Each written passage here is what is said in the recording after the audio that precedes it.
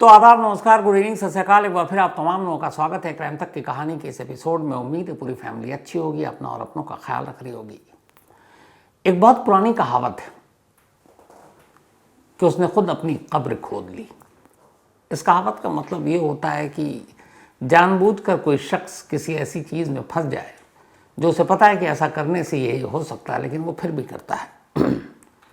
तो यानी सब कुछ जानते हुए उसने अपनी कब्र खोद ली। कुल मिलाकर इस मुहावरे का मतलब यही है। लेकिन अगर मैं आपसे ये कहूं कि हमारी इसी दुनिया में, बल्कि हमारे इसी देश में एक शख्स ऐसा जिसने इस कहावत को सच कर दिखाया, उसने जीते जी अपने हाथों से अपनी कब्र खोदी। न सिर्फ कब्र खोदी बल्कि कब्र खोदने के बाद उसने एक न्यूज़ एजेंसी को इंटरव्यू भी दिया था। मौत से पहले का वो इंटरव्यू, हालांकि उसकी भाषा जुबान अलग है, लेकिन इस इंटरव्यू में वो जो भी कहा वो आपको अभी सुनाता हूँ। जो उसने कहा कि मैंने करीब 5 घर बनाए, एक चर्च बनाया और अब मैं खुद अपनी कब्र बना रहा हूँ। उसने ये भी कहा कि ये कब्र बनाते हुए जो वजह है उसकी वजह से तो उदास हूँ, लेकिन मैं बहुत खुश हूँ। और खुश इसलिए हूँ क्योंकि मुझे पता है कि मेरी मौत के बाद मेरी आखिरी मंजिल कहाँ पर होगी, मैं आखिर में कहाँ पे रहूँगा, उस जगह के बारे में, उस लोकेशन के बारे में मुझे सब कुछ पता है। उम्र 80 साल और इनका जो नाम है वो है नक्का इंद्रैया। नक्का इंद्रैया ने साल भर पहले पीटीआई को ये इंटरव्यू दिया था और उसमें उन्होंने ये बात कही थी और तभी वो सुर्खियों में आए थे। अब ये तस्वीर भी देखिए, जिस कब्र की वो बात कर रहे हैं इंद्रैया, जीते जी वो शख्स जो अपनी कब्र खुद खोद रहा है और उसके बाद फिर उसने कुछ मजदूरों की भी हेल्प ली, यही वो कब्र है। अब तीसरी तस्वीर उन्हीं इंद्रैया की, अभी संडे को लास्ट, मतलब आज 13 है, 9 जैन को उनकी मौत हो गई। मौत के बाद पूरा गांव इकट्ठा हुआ और फिर उन्हें ले जाकर उसी कब्र में दफना दिया गया जिस कब्र को उन्होंने अपने हाथों से खोदी थी 1 साल पहले। जब इंद्रैया ने यह काम शुरू किया तो धीरे धीरे पहले गांव के लोगों को बड़ा अजीब लगा, फिर बाकी लोगों को, और बहुत सारे लोग तो सिर्फ इंद्रैया से मिलने चले आते थे कि यह कैसा शख्स है जो जीते जी अपनी कब्र खोद रहा है और वो भी अपने हाथों से। तो ये सारी तस्वीरें आपने देख ली। अब पूरी कहानी और इस कब्र खोदने के पीछे की वजह आपके सामने है। नक्का इंद्रैया तेलंगाना के लक्ष्मीपुरम गांव के रहने वाले, बचपन से ही बहुत सारी तकलीफें उठाई। जब 10 साल की उम्र थी तब इंद्रैया के पिता की मौत हो गई। पूरी जिम्मेदारी सर पर आ गई और कोई घर चलाने वाला नहीं था। जैसे तैसे करके उन्होंने गुजारा किया, थोड़ी पढ़ाई भी की। फिर बड़े हुए तो गांव के आसपास के कुछ लोग दुबई में काम करते थे, कंस्ट्रक्शन के फील्ड में। तो उनसे पता चला कि वहाँ थोड़ी ज़िंदगी बेहतर है, पैसे अच्छे मिलते हैं। तो इंद्रैया दुबई पहुँच गए। अब दुबई ही उनका घर था। करीब 45 साल तक इंद्रैया दुबई में रहे और इन 45 सालों में वहाँ उन्होंने नौकरी की, पैसे जमाए, पैसे बचाए। इस दौरान में उनकी शादी हुई। शादी के बाद 4 बच्चे हुए और लगभग ज़िंदगी अब पटरी पर ठीक ठाक चल रही थी। 45 साल की नौकरी के बाद जब अब इंद्रैया को लगा कि शरीर साथ छोड़ रहा है, उम्र हो चुकी है, तो वो बूढ़े होकर दुबई से वापस अपने गांव लक्ष्मीपुरम लौटते हैं। लौटने के बाद अब परिवार ठीक ठाक बढ़ा, 4 बच्चे। धीरे धीरे हर एक की शादी करते हैं। दुबई से जो कुछ कमाया उसको उन्होंने बचाया था, वो बड़ा काम भी आया। बच्चे भी पढ़ लिख कर अपनी अपनी ज़िंदगी में सेटल हो चुके हैं। लेकिन इंद्रैया ने अपनी जिम्मेदारी निभाई। उन्होंने अपने 4 बच्चों की शादी की। ख़ानदान के कुछ और 5 अलग लोग थे। इससे पहले उन्होंने अपनी बहनों, उन सब की भी शादी की। अपने हाथों से उन्होंने कुल 9 शादियाँ की और उसमें पैसे लगाए। इस दौरान में चूँकि वो कंस्ट्रक्शन फील्ड से थे, उन्होंने 5 स्कूल बनाए गांव लौटने के बाद। एक चर्च बनाया और सब कुछ ठीक चल रहा था इंद्रैया की ज़िंदगी में। लेकिन तभी करीब 2 साल पहले इंद्रैया की पत्नी की डेथ हो गई। इंद्रैया के जो बच्चे थे वो सब सेटल थे अपनी अपनी ज़िंदगी में, अपनी अपनी पत्नियों के साथ। इंद्रैया की ज़िंदगी गुजर रही थी अपनी पत्नी के साथ, दोनों बुजुर्ग घर में रहते, एक दूसरे का सहारा बने हुए थे और एक 60 साल के करीब साथ था दोनों का। पत्नी के जाने के बाद अब इंद्रैया की ज़िंदगी बदल गई। उन्हें बहुत खालीपन और सूनापन का एहसास होने लगा। जो उनकी जीवन की साथी थी अब वो उनसे दूर जा चुकी थी। गांव में घर के पास ही एक कब्र में उनकी पत्नी को दफना दिया गया। इंद्रैया, बच्चे, रिश्तेदार आए, मौत के बाद कुछ दिन रहे, लोग साथ में थे, रिश्तेदार, बच्चे, बहू, पोते, पोतियां। तो कुछ वक्त तो ठीक भी था, लेकिन जब वो लोग अपनी अपनी ज़िंदगी में वापस लौट कर मशगूल हो गए, फिर से इंद्रैया एक बार तन्हा हो गए और इस तन्हाई में उन्हें अक्सर अपनी बीवी की याद आती। तो वो घर में मन लगता नहीं, वो घर से बाहर निकलते और जाकर अपनी बीवी के कब्र के पास बैठ जाते। फिर वहाँ पर उन्हें कुछ सुकून सा महसूस होता। अब ये रूटीन बन गया उनका। वो उठते, घर के काम करते, उसके बाद अपनी पत्नी के कब्र पर जाते, वहाँ उसकी सफाई करते, कई बार कब्रों को धोते, फिर उस पर फूल वूल लेकर जाते। उस जगह पर सिर्फ उनकी पत्नी का कब्र था और वो जगह उन्होंने बाकायदा पैसे देकर लिया था। धीरे धीरे हुआ यह कि इंद्रैया को अपनी पत्नी के कब्र पर जाना और वहाँ बैठना, घंटों यूं ही बस कब्र को देखना, कुछ सोचना अच्छा लगने लगा। उन्हें सुकून मिलने लगा। जो दुख दर्द था, जो तन्हाई का एहसास था, वो दूर होने लगा। उन्हें लगा कि वो अपनी पत्नी के करीब है।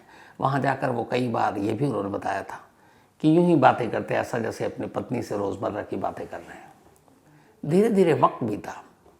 एक रोज़ अचानक के गांव वालों ने एक मंजर देखा और उसे देखकर वो हैरान रह गए। उन्होंने देखा कि जिस जगह पर इंद्रैया की पत्नी का कब्र है, ठीक उसके बराबर में एक जगह पर वो एक गड्ढा कर रहे हैं। वो जगह भी उन्होंने खरीद रखी थी, पर इसके बारे में किसी को जानकारी नहीं थी। फिर अपनी पत्नी के कब्र के आसपास उन्होंने ठीक ठाक ग्रेनाइट से और पत्थरों से ठीक ठाक अच्छी सी जगह बनाई। बट एक रोज़ अचानक पत्नी के बराबर में जहाँ पर उनके कब्र है, वो गड्ढा करने लगे। तो लोगों ने पूछा, उन्होंने कुछ बताया नहीं। धीरे धीरे गड्ढा वो आराम से टाइम लेकर करते रहे। फिर उन्होंने मज़दूरों को बुलाया और उन मज़दूरों से उन्होंने कहा कि तुम यहाँ पर एक कब्र की तरह गड्ढा खोदो। मज़दूरों ने गड्ढा खोदना शुरू किया।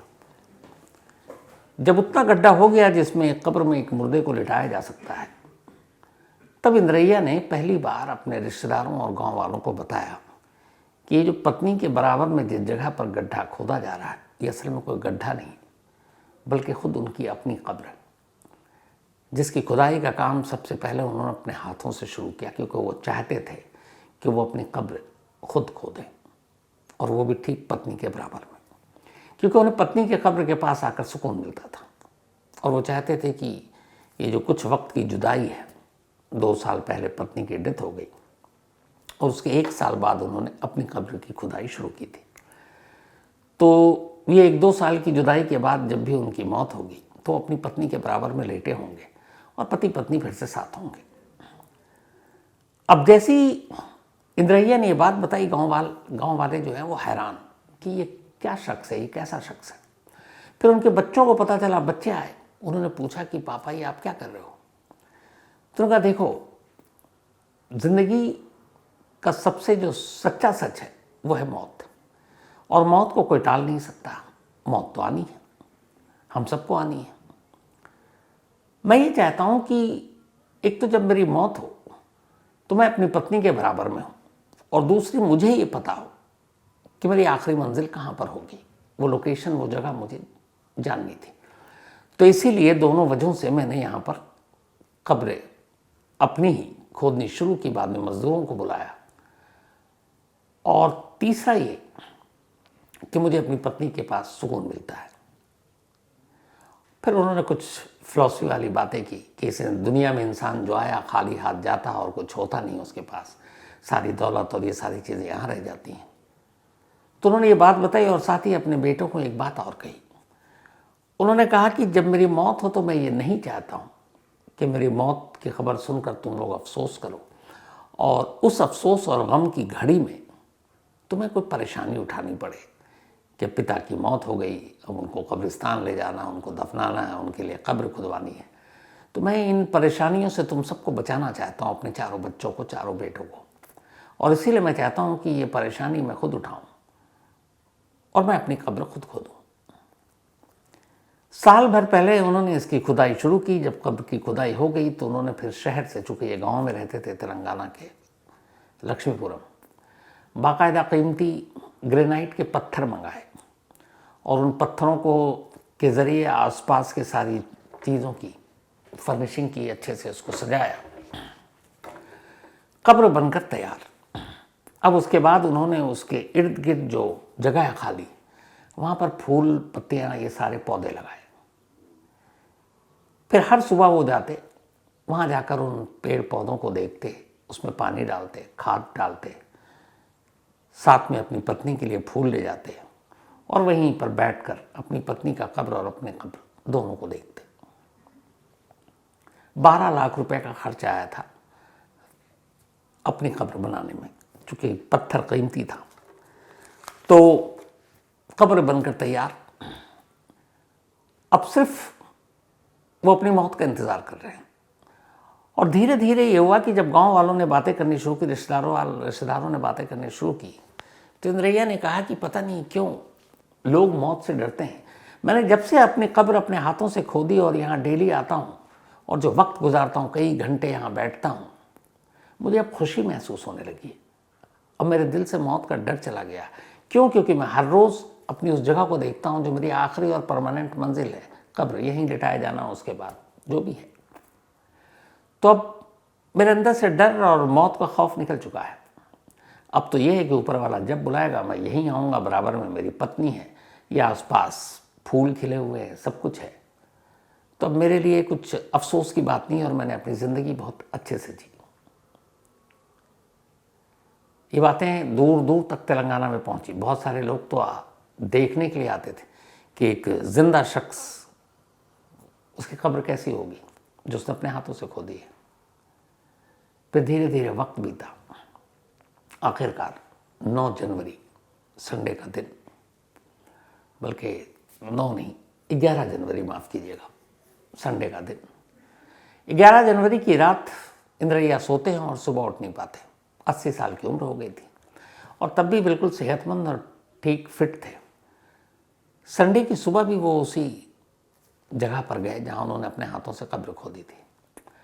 रोज़मर्रा रूटीन का वही काम किया, पौधों पे पानी डाला, आसपास की सफाई की, घास फूस देखा, पत्नी की कब्र पर फूल चढ़ाए, फिर वहाँ बैठे घंटों और उसके बाद उठकर अपने घर लौट आए। फिर रात को सोते हैं और संडे की सुबह उनकी आंख नहीं खुलती। थोड़ा सा दिन ढलते ढलते खबर फैल जाती है कि जिस शख्स ने अपनी कब्र अपने हाथों से खोदी थी उसकी अब मौत हो गई है। चूँकि इंद्रैया पूरे इलाके में इस वजह से मशहूर हो चुके थे, खबर सुनते ही गांव के गांव उमड़ आया। लोग आए, परिवार के लोग आए, बच्चे आए। फिर पूरे धार्मिक रीति रिवाज के साथ उनको कॉफिन में लिटाया गया और इसके बाद उनका आखिरी जो जनाजा, आखिरी सफ़र, वो शुरू होता है। और किसी को भी कोई कन्फ्यूज़न नहीं था, क्योंकि उन्हें पता था कि इंद्रैया को उनके इस घर से उठाकर कहाँ तक ले जाना है, क्योंकि उसका पता उन्होंने 1 साल पहले अपने हाथों से दे दिया था, अपनी आखिरी मंजिल का। गांव के लोगों के साथ आखिरी सफ़र पर इंद्रैया निकलते हैं और ठीक फिर उसी कब्र की दोबारा संडे को एक बार सफाई होती है। ये जो तस्वीर आप देख रहे हैं, इनके भाई और बेटे सब वहाँ पहुँचे हुए थे। मज़दूर से कब्र की दोबारा सफाई कराई जाती है, हालांकि गाहे बगाहे वो खुद करवाते रहते थे।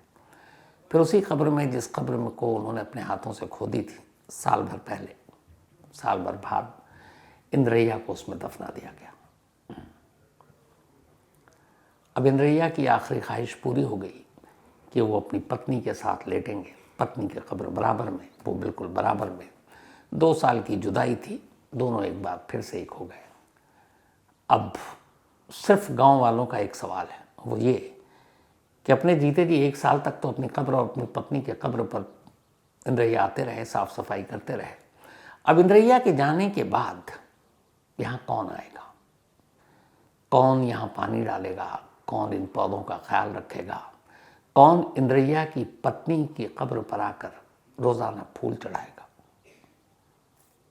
कुछ दिनों तक तो कुछ लोग आ सकते हैं, लेकिन दिक्कत यह है कि इंद्रैया के जो बाकी बच्चे हैं वो इस गांव से दूर रहते हैं। तो हमने भी अपने रिपोर्टर से बात की, कुछ दिनों बाद वहाँ का क्या हाल रहता है। जिस शख्स ने अपने कब्र की देखभाल 1 साल तक की, अब उसकी मौत के बाद वहाँ का मंजर क्या होता है, ये जानने की ज़रूर कोशिश करेंगे और किसी कहानी के दौरान इसका अपडेट आप तक ज़रूर पहुँचाऊँगा। तो ये थी वो कहानी जिस कहानी ने कई सबक दिया। पहला ये कि हम कितना भी भागें या डरें, मौत यकीनी है, आना ही है। और दूसरा ये कि एक शख्स अपनी पत्नी से इतना प्यार करता है कि उसके बराबर में ही वो हमेशा के लिए लेटना चाहता है। और तीसरा ये कि अगर मौत के डर को भगाना है तो फिर उसके और करीब जाओ। खुद अपनी कब्र उसने खो दी और सारी जिम्मेदारियां निभाई। ऊपर वाला इंद्रैया की आत्मा को शांति दे, यही दुआ है। तो इस अनोखी कहानी में फ़िलहाल इतना ही, लेकिन कहानी ख़त्म करूं उससे पहले वही अपना सिलसिला। आज टेंजिन गावा इनका बर्थडे है, तो हैप्पी बर्थडे टेंजिन। और ये इनके दोस्त हैं, टेंडोल न्यूयॉर्क में रहते हैं, उन्होंने विश भेजा है। तो हैप्पी बर्थडे टेंजिन गावा एंड थैंक्स टेंडल। रानी मिश्रा, इनका भी बर्थडे आज, तो हैप्पी बर्थडे रानी। और ये देवांशु पांडे जी की बहन है। साथ ही रुबीना खान, इनका भी आज बर्थडे है, तो हैप्पी बर्थडे रुबीना। और ये मुर्शिद खान की वाइफ है श्रेया, इनका भी आज बर्थडे है, तो हैप्पी बर्थडे श्रेया। और ये गुरमैल सिंह की सिस्टर है। साथ ही मोहन पांडे का भी आज जन्मदिन है, तो हैप्पी बर्थडे मोहन जी। और ये सुष्मिता पांडे जी के पतिदेव हैं। डेजी, इनका भी आज बर्थडे है, तो हैप्पी बर्थडे डेजी। और ये आफ्ताब आलम की वाइफ है। साथ ही राम कुमार, इनका भी आज बर्थडे है, तो हैप्पी बर्थडे राम कुमार साहब। और ये गीतांजलि जी ने भेजा है, गीतांजलि जी के पतिदेव हैं राम जी। इसके अलावा Prakash R Sabkale, thank you so much Prakash R Sabkale ji, एक तो मेल लिखने के लिए। और ये टीचर हैं school of media studies Jalgaon में। तो all the best Prakash ji, भविष्य के मीडिया के जो स्टूडेंट्स हैं, बच्चे हैं, बेहतर करें, आज के हिसाब से जर्नलिज्म है उससे अच्छा करें और नई चीज़ें लाएं। और बहुत सारे लोगों की जो आज शिकायत है जर्नलिज्म को, पत्रकारिता को लेकर, मुझे भी शिकायत है, तो वो सारी चीज़ें दूर हो जाए और सही मानों में जो जर्नलिज्म होती है वही हो। इन्हीं दुआओं के साथ फिलहाल आज की कहानी में इतना ही। अब आपसे मुलाकात होगी कल रात 9 बजे किसी नई कहानी के साथ। तब तक अपना और अपनों का ख्याल रखिएगा। Thank you very much.